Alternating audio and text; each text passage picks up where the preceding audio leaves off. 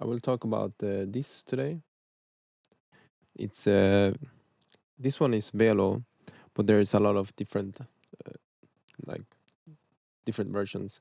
You have probably the most famous one is Sin, and I will talk about my experience and probable causes as to why I couldn't stop.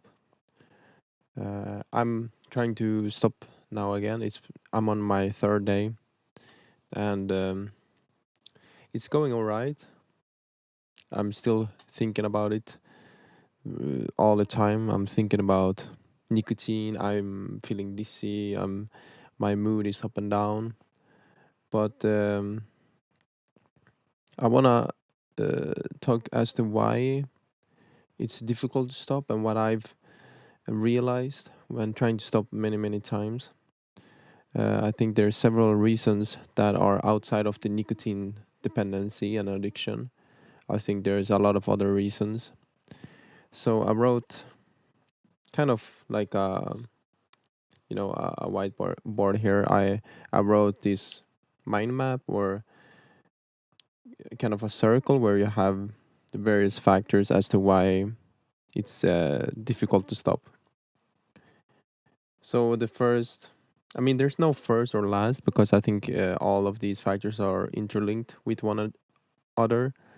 Um, so you have emotion, you have routine, you have environment, meaning where you live, what's around you.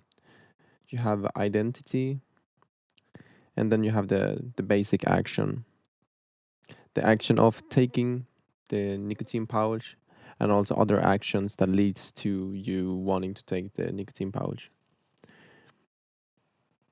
So when looking at, well, first looking at emotions, I think that one is a very big reason as to why someone either starts or cannot quit nicotine.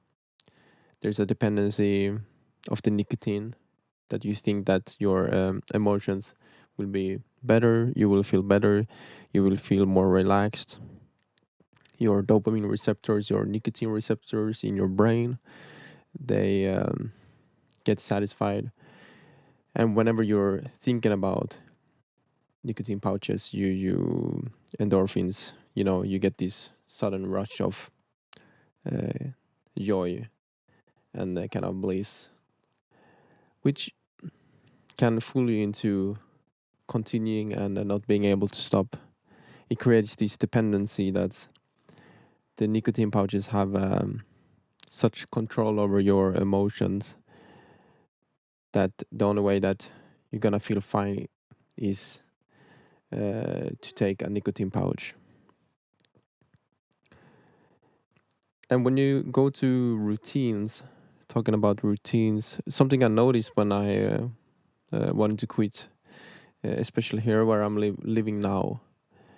I live together with my girlfriend. I live in Japan now, and it's interesting when the first days when I quit and when I uh, catch myself in the moment. For example, when I wake up, I would always, take a nicotine pouch. This is the first thing I would do, and automatically when I wake up, my brain there you just think of that in the moment right away when I wake up.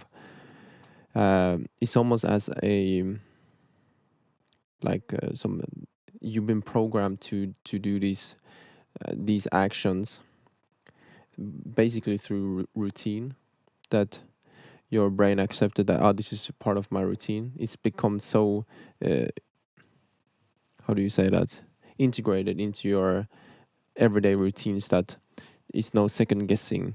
When you wake up, you take a nicotine pouch. When you take your coffee, actually I'm drinking coffee right now. Just gonna take a sip. When you do all these things, when you close by, I have my store where I purchase these nicotine pouches, and it's only day 3 right now, but it's so interesting when I reflect when I walk past that store. my brain automatically thinks, oh, I'm gonna go and buy nicotine pouches, which is not the case, of course, because I'm trying to quit. But it's almost as my body is leaning, going into the store, and I have to force myself to break from that regular pattern and choose another way to sort of reprogram my brain to go out of these routines that I've set for my nicotine. And it's waking up, it's going to school, it's going to work, it's after dinner, when you're eating something, it's just this. It's not. Yeah, it's the nicotine. Taking the nicotine after you've eaten, and it's not necessarily for the nicotine rush. It's just the routine. You're so used to the routine that your brain does not second guess your nature, and you automatically do it. So that brings to environment that I wrote here. We're on the environment here, and well, where you have routines, routines are founded from environment. You look at certain things and then you interpret those things a certain way, and your brain make a conclusion that because of this store I'm walking past, I should buy nicotine pouches, or because I uh, ate something, or I'm at my home. When I come home from a long day of work, I think, oh, well, I interpret this place as a calm place and where I've always stuck to my routines of taking the nicotine pouches. So when I come home and I look around, uh, it's signaling the brain that, okay, it's time to take another nicotine pouch. It does not only, I think that it also has a connection, environment has a connection to emotions, because humans, when you relate a certain place to a certain emotion. If you were to go back to your neighborhood where you grow up, you would feel a certain nostalgia, happiness, or sadness, depending on how your upbringing was. Or wherever you're looking with your eyes, see, your brain connects that with a thought, an emotion. And that's the same thing with nicotine. If we were to use dissect it into nicotine addiction, whenever you look at a place and an environment, you either look it through your routines that you set up in that environment, or you look through your emotions. And for me, I think, especially here in where I'm living now, I had very, very set routines. And I was, for a long time, I was hiding that I did nicotine for my girlfriend, which is not good. But so I was always paranoid that, oh, I need to hide my nicotine pouches, or I should not do it in front of her. And it became a very related this environment to a very stressful and kind of paranoid environment. So I still have it until now, even though I'm trying to stop and I haven't done it for a few days, and I'm really sticking with it this time. Um, it's interesting how whatever you look at, you interpret it, and it's interlinked with your routines and emotions. And something else, when based on your routines, your emotions, and your environment, you get an identity, which is the next point here. Identity, meaning who you are. For example, me, I live in Japan. I live in this small apartment. I go to school. I have a job. So I look at all these environmental things and I think, okay, that's me. Um, and when I add a nicotine to that, that also creates an identity that I'm a person who uses nicotine. And that's very dangerous when you connect nicotine usage to your identity. You say that, well, all these videos about sin everywhere on TikTok, and people are praising it, and very, very, that sin is part of their identity, which it should not be. And when you then try to change that and you think, well, I'm not a nicotine user, I'm trying to tell myself that every day now, that I am not a nicotine user. So if I try to change my identity by repeatedly saying that in to my brain, that, well, I've stopped, I'm not a nicotine user, I'm not a sin user, I'm not a velo user, and I never was, trying to trick my brain that I never use it, I will never use it. And that helps sometimes, especially when it gets bad and when you're influenced too much by your emotions, your routines, or environment. And then all these things together, I think the end point would be the action. So you have the big action of actually taking the nicotine. That's the end action. Or you have the sub steps that leads to the end step of taking the nicotine.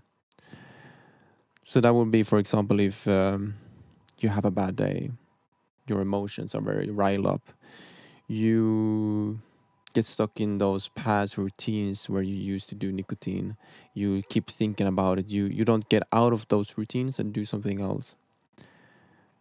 So that's also kind of sub steps to the end action. You're feeling sad, you're in the same routines as you were before, you're in the same environment, the same house, the same everything around you, you know, the same path to the store, the same path outside when you were using nicotine, and you don't break from that pattern.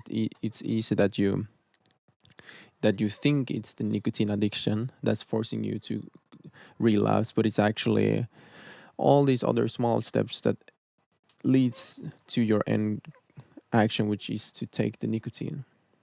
But if you're not catching yourself in that moment and think, for example, if you don't change your environment, you don't change your routines while you're stopping nicotine, it's easy to blame that, the nicotine receptors were so bad that I would need to relapse on nicotine again.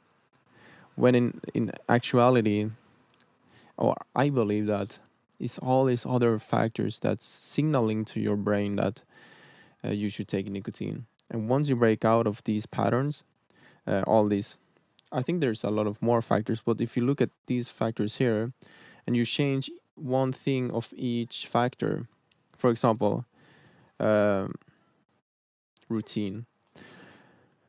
Well, instead of waking up at a certain time, wake up earlier, or I don't know, later, or change something about your routine that you didn't have prior when using, or when you were using nicotine. Change your environment. So, for example, I relate this environment to be very stressed. I've had a lot of stressful moments in this apartment. So I told my girlfriend it would be very nice to move to a new apartment to get a new fresh of eyes, to increase my productivity and so forth. And also used to take a walk in the park when as soon as you feel that you're relating your routines to nicotine, change your environment to get new routines. So that could be, okay, every morning I will use sprint, go out of bed and just run, like disrupt my past routines, used to disrupt these patterns my brain have to be able to create new ones. um, so for example, routine, go out and jog, go out to take a walk in the morning, take a cold shower, do something crazy that your brain reacts with. Environment, change where you are, where you a new place. For example, if you go to study, you can study at a cafe, or if you can go take a walk in the park, you can go meet with friends you haven't met in a long time. Identity as well, that convince yourself that you're not a nicotine user, or if you actually tell yourself that, it's crazy how your brain can adapt and also tries to adapt to your thinking, that it becomes reality in the end. And it's kind of all intertwined with emotions. If you change these parts, it's gonna influence your emotions, and if your emotions are down, which leads to the end action of taking nicotine, well, try and change some other factors, because all of these are interlinked with one another, I think. So yeah, it was a long talk, and I hope you could understand some of it. Um, I too don't understand everything, but this is something from what I've gotten from when having used nicotine for a long, long, long time of my life, stopping and quitting and resuming and relapsing, for many, many times. These are some points I've realized that if sticking with it helps a lot and can actually stop you from relapsing to use nicotine again. All right. Thank you so much and have a good day.